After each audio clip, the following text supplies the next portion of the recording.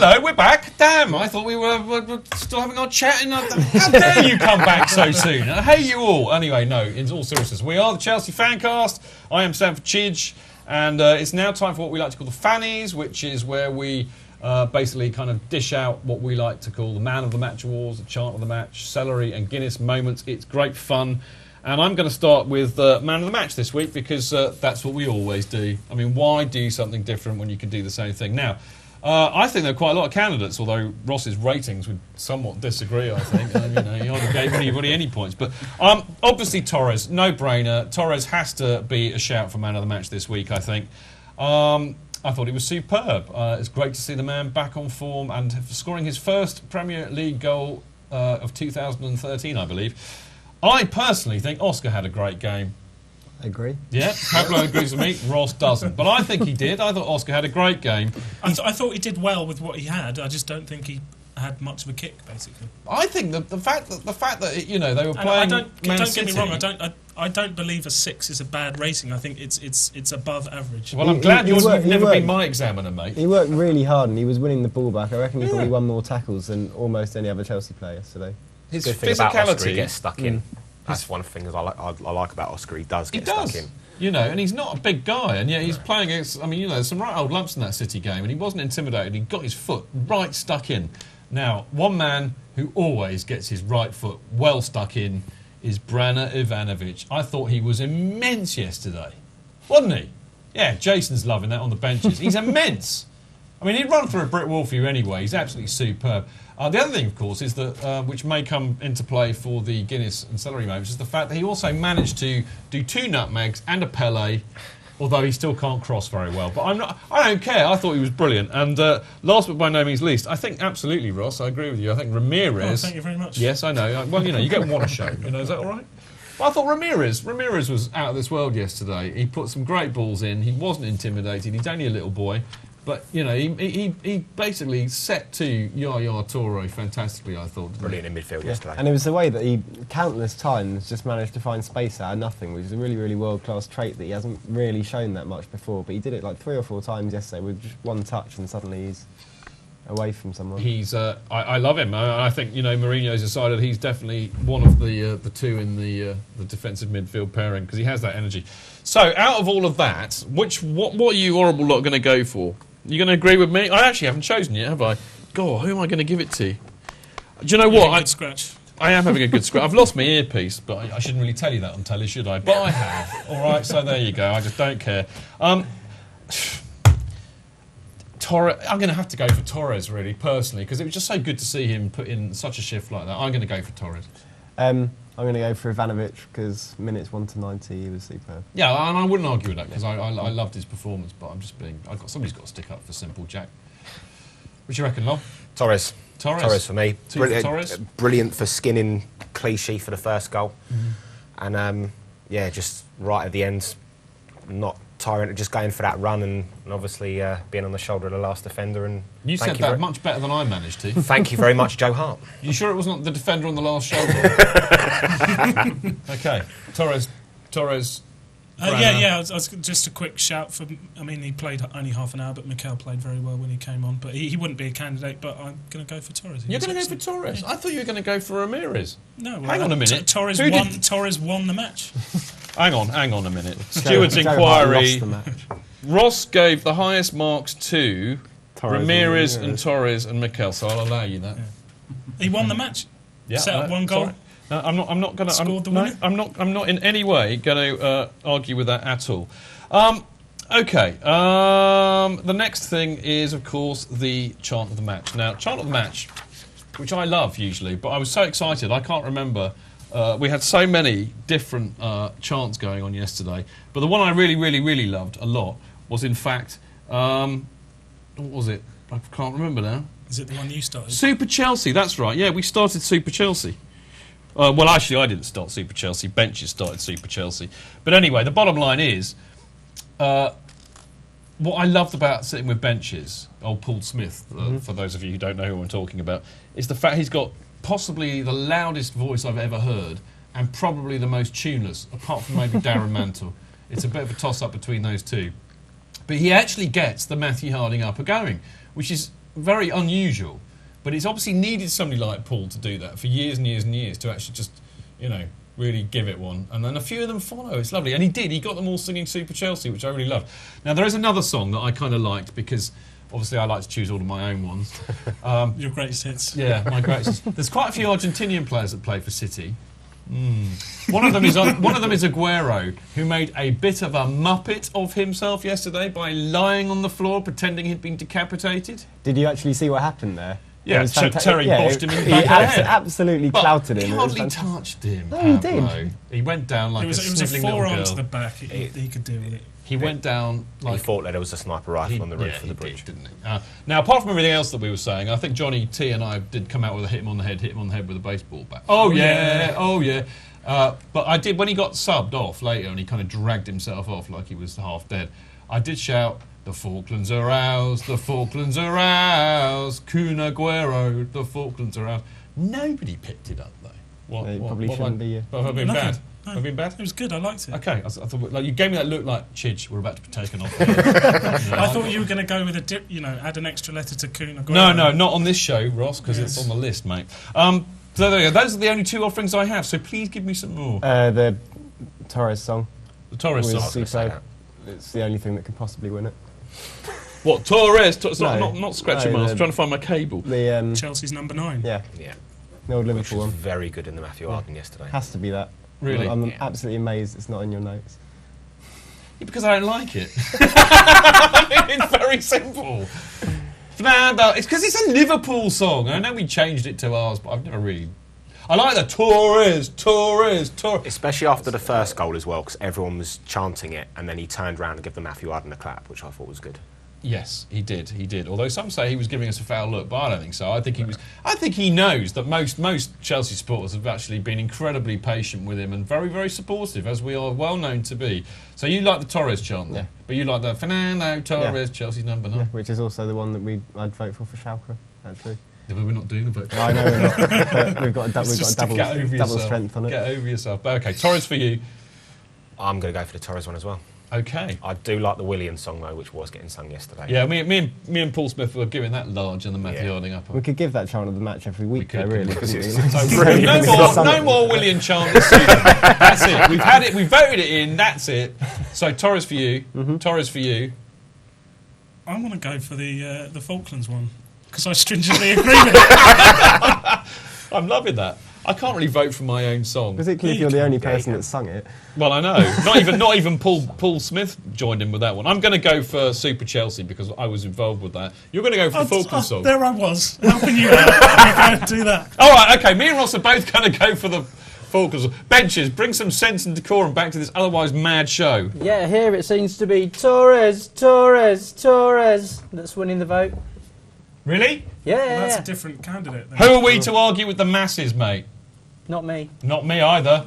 There we go. Torres gets chant of the match. It's a done deal. There is no more to be said on the matter. One thing that we will say, though, is that right about now, we quite often do a thing where we run a video, and the video tends to be of stuff that you've sent in or that I've found or we've videoed, usually either in the terraces or in the pub afterwards, but it does usually involve a chant, doesn't it, Pablo?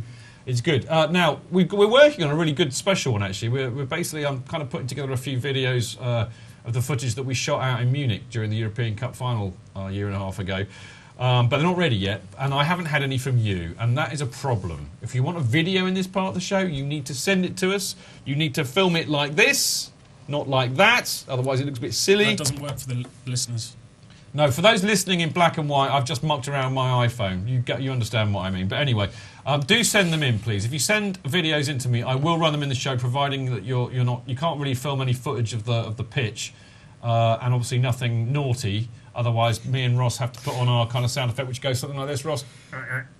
That's it. So, not like the Waterboy impression, more like that. Yeah, maybe we'll use that in future. We'll do Ross's Waterboy impression. But do send them in. If you want to know how to do that, just basically email me, chelseafancast@gmail.com, and then I'll figure out how we can get it on the air. Lovely stuff. Right, now it is time for the Guinness moment.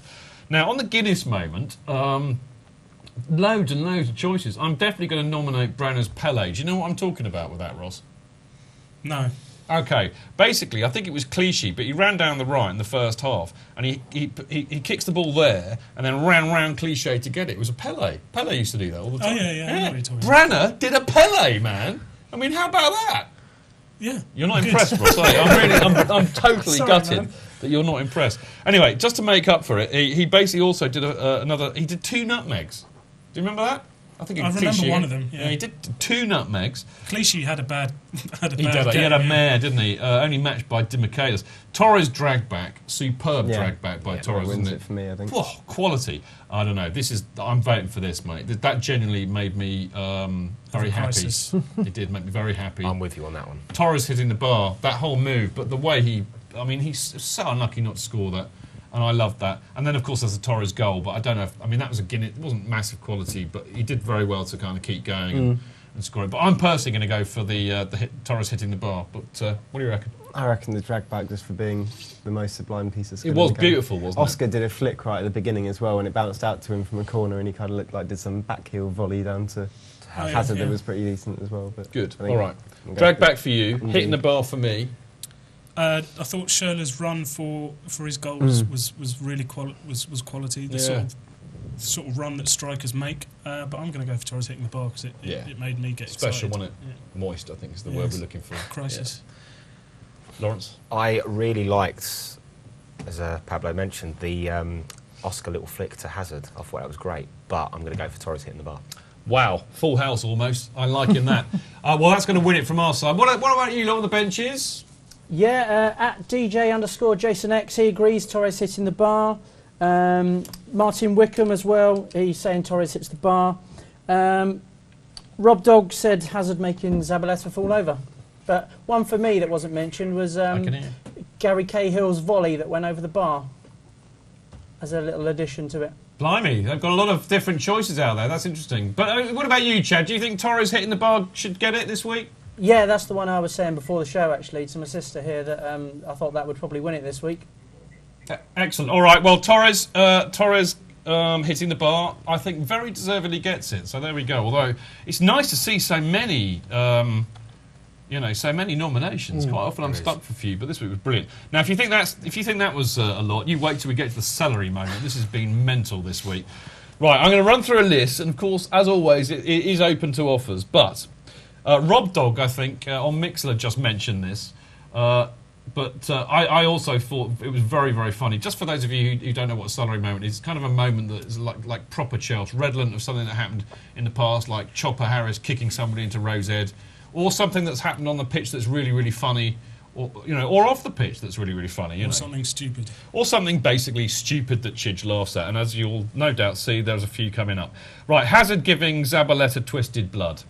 Absolutely worthy of a nomination, I think. You know that bit where he kind of went round him and Zabaleta fell over on his rear end.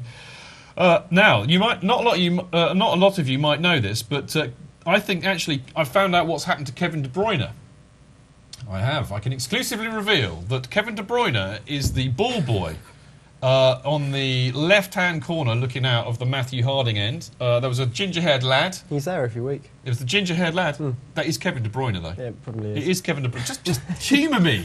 It's Kevin De Bruyne. It's why he's not getting on the pitch. That's why he's not getting on the pitch. Well done, Ross. I just thought that was really, really funny.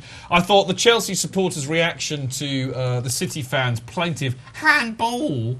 they made it ridiculous. It's about the only pick. Handball! Yeah, and then we all started taking the mic, and but everybody was doing it. It was hilarious. Handball! Handball! That's right, Ross. Calm down, Ross. We'll get you some medicine in a minute.